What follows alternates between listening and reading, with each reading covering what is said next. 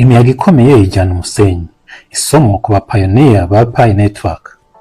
Hari umugani wa kera uvuga uti imiyaga ikomeye ijyana umusenyi. Iyo umusenyi ushize nibwo zahabu nyayo igaragara. Iri jambo rikomeye rifite ukuri gukomeye by'umwihariko ku bantu nkatwe bari kubaka ubukungu bushya binyuze muri Pi Network. Muri uru rugendo imiyaga iraje. Si ibihe by'ibyishimo gusa, ahubwo harimo n'imvururu, gushidikanya, kunengwa ndetse no kugambanirwa. Abenshi bavuga ko bizeye intego bazanyirizwa n'iyo miyaga. Abashakaga inyungu zihuse, inzira zitarimo gukora cyangwa impano z'ubuntu bazazimira nk'umusenyi ujyanwa n'umuraba. Abatagira icyerekezo bazazimira mu muyaga w'amateka. Abanga kwiga ahubwo bagakomeza gushikama ku byemezo bibi bazasigara inyuma n'ahazaza ntihazabemerera. Ariko ntutinye iyo miyaga, ni ingenzi kandi irakenewe. Ibigeragezo n'imbogamizi bituma ukuri kugaragara. Ibigeragezo si abanzi b'umugambi, ahubwo ni uburyo bwo kuwusukura. Muri ibi bihe bigoye, urusobe rw'ibikorwa ekosisitemu ya Pi rurimo gusukurwa. Abapiyoniya nyabo, abafite icyerekezo, ubutwari n'intego niho bazasigara. Iyo umusenyi ushize nibwo zahabu isigara igaragara, kandi muri buri umwe harimo zahabu nyinshi. Iterambere rikeneye guhangana n'imbogamizi. Pi Network si ikoranabuhanga gusa, ni impinduramatwara yaturutse mu baturage, ituje kandi idaharanira gusenya, idashyigikiwe n'imyigaragambyo, ahubwo yubakiye ku buhanga, ibikorwa no kubaha indangagaciro. Impinduramatwara si iy'abanyantege nke. Abapayoniya nyabo si abasabirizi, turi abahanga kandi turi abarema. Nk'uko zahabu isukurwa n'umuriro, natwe tugomba gupimwa.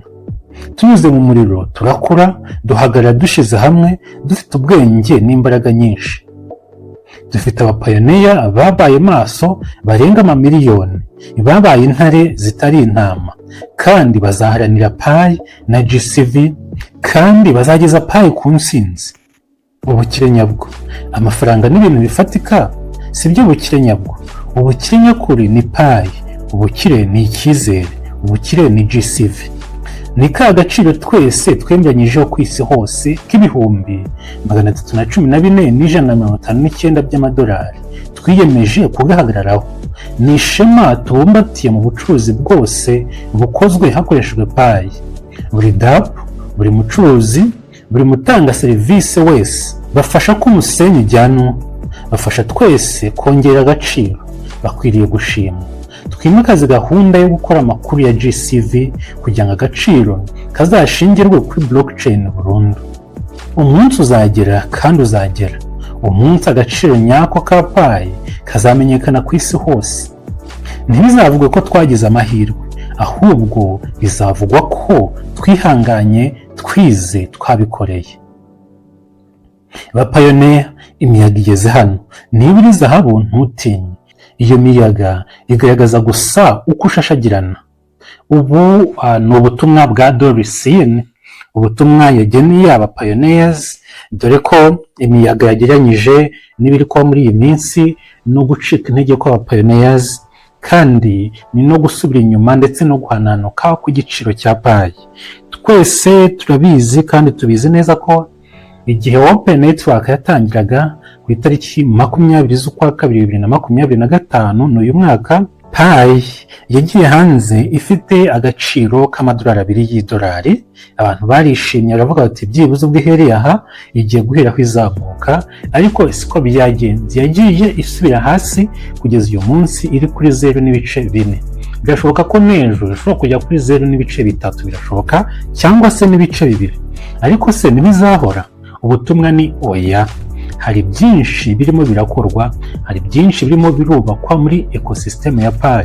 Hari abadevelopers, hari imiryango mpuzamahanga, hari ubufatanye bwa Pi, hari Stellar Consensus Protocol Pi yubakiyeho kandi kazafasha umushinga wa Pi kugera kure, ariko tutirengagije n'amareta ndetse n'ibikorwa bitandukanye abapayoniya ndetse n'abashoramari bazakora bifashishije Pi nk'ifaranga muri ibyo bikorwa byose. Rero aha ngaha twavuga ngo ikibazo ni igihe gusa. Niyo mpamvu ubu butumwa bwa Doris Yin buhumuriza, buremamo abantu agatima, kandi bwongera no gukebura ba bantu basa naho bigaragambya, basa naho batishimye. Yego koko nta muntu wishimiye iki giciro cya payi, ariko nanone ese kurakara gusa nibyo byatuma ibintu bijya mu buryo, cyangwa se gutuza tukihangana tugashikama? Erega burya ngo ntawuvuka ngo yuzuze ingobyi ako kanya. Buri kintu cyose gica muri ups and downs. Niyo mpamvu rero haba hagomba kuba flexible, tukamenya ko duhanganye n'ibihe bitameze neza, cyane cyane ku iterambere rya Pi Network. Ariko ku muntu usura ecosystem ya Pi Network, app zirenga 1,400 zimaze kubakwa. Ese umubare w'izo app zo ntiwumva ko igihe zizaba zitanga serivisi, hari uburyo ecosystem, hari uburyo muri circulation Pi izaba irimo irakoreshwa cyane? Ese kubera iki udatekereza ibijyanye na Pi auction, aya masoko twabonye asanzwe akora muri web 2, amasoko akomeye arimo za Amazon, ibigo bikomeye cyane biri muri iyo auction?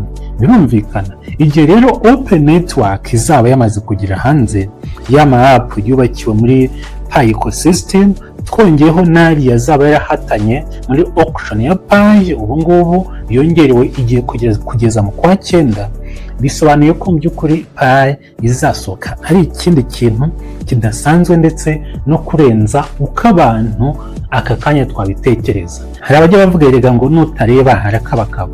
Iyo usuye ecosystem ukareba, ukabona uburyo Pi yahujwe na AI, ukabona uburyo bari gukangurira abantu nabo bumva bafite serivisi bazatanga ko babicisha muri Pi ecosystem, bagakoresha AI, iriya Pi App Studio baduhaye nk'uburyo bwo gufasha abantu kubaka platform, kubaka app yatangirwaho serivisi ku muntu wumva koko azaba afite icyo azageza ku bandi ba pioneer, haba aha mu Rwanda, muri Afurika ndetse no ku isi yose. Ubutumwa rero bwa Doris Yin ni ubutumwa busobanutse cyane.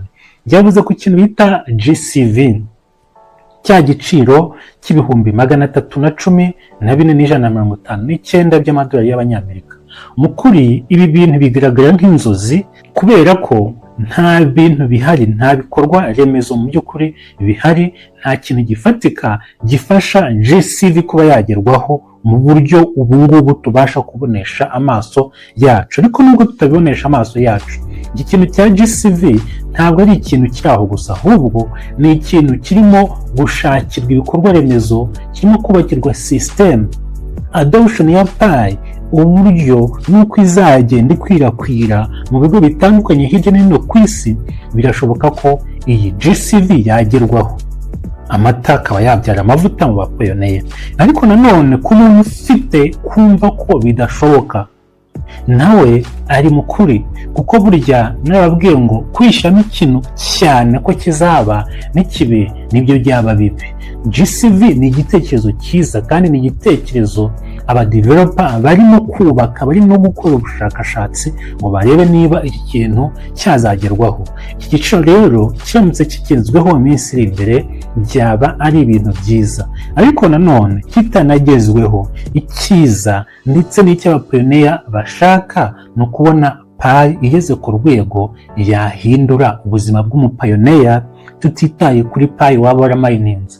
Waba waramayininze 10,000 no gusubiza hejuru, waba waramayininze 1,000, Pi 500 kugeza kuri Pi 10, byibuze agaciro Pi yazagira, izo Pi zawe uzaba ufite zikakugirira akamaro. Hari ikindi kintu Doris Yin yavuze, avuga ku kwihangana. Mu by'ukuri utihanganye kuri uyu mushinga wa Pi Network, Pi zawe wamayininze wazitakaza, wazigurisha zose ugasanga usigaranye ubusa. Mu minsi iri imbere ugasasigara wicuza. Ariko amahirwe nuko yenda migration ya kabiri itaraza, ndetse n'uwaba warayibonye yaduha igitekerezo muri comment akatubwira ko yayibonye. Kandi kugurisha, reka tubibutse, ni uburenganzira bwa muntu. Ntawe ukubwiye ngo wigurisha Pi kuko ni umutungo wawe. Ariko icyo bakubwira, wigurisha Pi uvuga ko ari ibintu biri aho by'ubusa wabonye. Ntabwo Pi wayiboneye ubusa, kuko warakoze, waramayininze, umutima wawe n'intekerezo zawe zose zabaga ziri kuri Pi, uyu munsi ngomba kumayininga. Rero Pi ntabwo ari amafaranga y'ubuntu abantu babonye, ahubwo ni amahirwe adasanzwe, ariko ya mahirwe nanone avanze no gukora, kuko abapayoniya ni abakozi barakora, ni nabo batumye Pi Network igera aho igeze ubu ngubu, kuko ntabwo yahagera nta mupayoniya ifite. Icyo ni kirazira.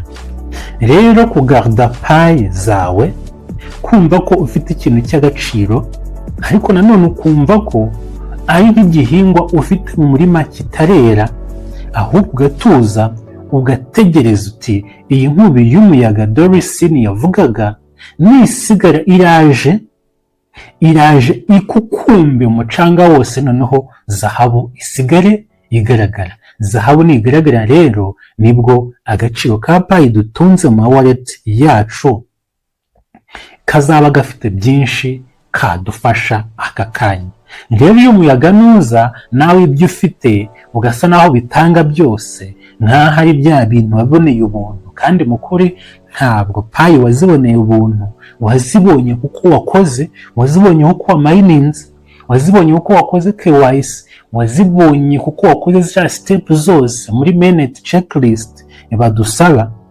Wabonye Pi kubera ko hari abantu watumiye aba referrals, niba kandi utaranabyikoreye hari mugenzi wawe wabigufashije wakwinjije muri uyu mushinga. Uwo muntu rwose ujye umushimira, wa muntu ugufasha buri kanya, wa muntu ubaza amakuru, wa muntu uguhumuriza, wa muntu ukubwira ngo ibyo ufite ni iby'agaciro, komeza ubigumane, kandi jya wibuka gukanda kuri app nyuma y'amasaha 24.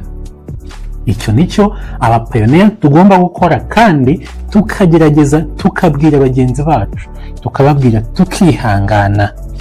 Igihe Pi imaze yatangira kumayiningwa by'umwihariko mu buryo buri officiel kuri 14 z'ukwa gatatu 2019 kugeza ubu ngubu, iyo urebye rero bimaze gukorwa, igihe kirageze ngo abapayoniya dusarure. Ariko nanone ntabwo umweru uragera neza, hari ibimenyetso, hari izo dApps zamaze kujya muri mainnet na Pi Core Team irabitangaza.